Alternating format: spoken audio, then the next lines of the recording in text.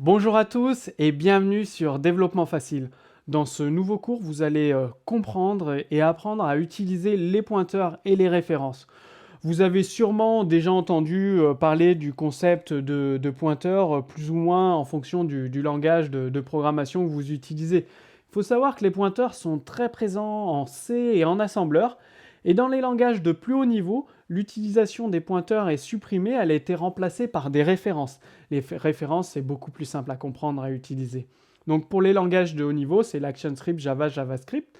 Ils utilisent plutôt des références. Alors aujourd'hui, un pointeur, qu'est-ce que c'est?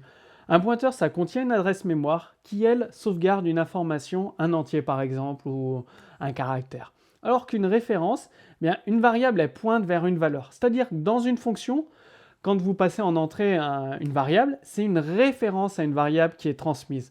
Donc la valeur est copiée à l'intérieur de la fonction, c'est-à-dire que la fonction, elle peut lire et écrire dans cette variable qui est transmise, mais elle ne peut pas modifier la variable originale. Ce n'est pas possible.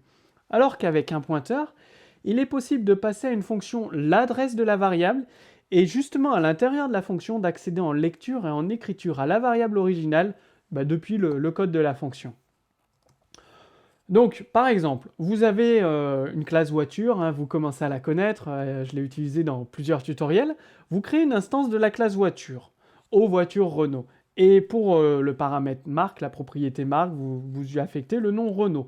Ensuite, vous avez un autre objet, donc une variable aux voitures 2 qui est typée avec la classe voiture, et vous faites aux voitures 2 égale aux voitures Renault. Si vous affichez aux voitures Renault.marque, ça affiche Renault, et aux voitures 2.marque, ça affichera Renault. C'est-à-dire que les deux instances, les deux objets, voiture Renault, voiture 2, contiennent le même objet, c'est identique. Par contre, si vous utilisez aux voitures 2.marque égale BMW, donc vous changez la marque de l'objet numéro 2, et derrière vous réaffichez aux voitures Renault.marque, ça va afficher BMW, et aux voitures 2.marque exactement BMW, normal.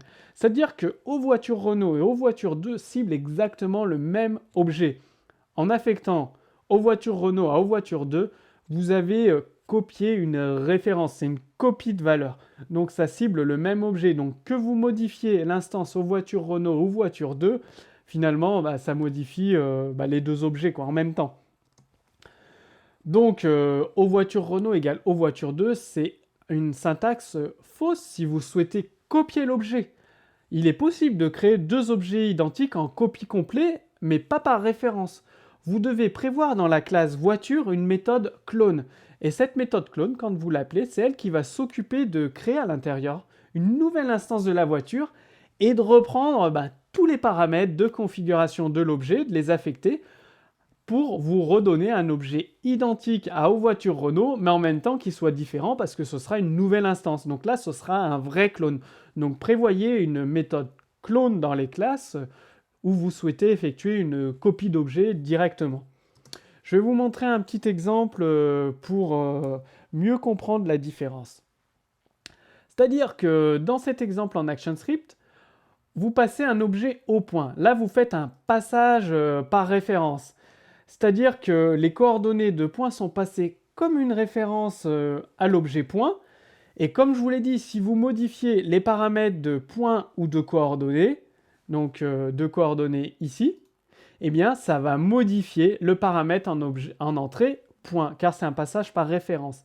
Or que si vous faites un passage par copie de valeur, vous récupérez une nouvelle instance de l'objet avec au point.x le paramètre d'entrée, et là vous modifiez directement juste aux coordonnées x, y dans votre nouvel objet. C'est une nouvelle instance, donc ça n'aura aucune influence sur cet objet-là.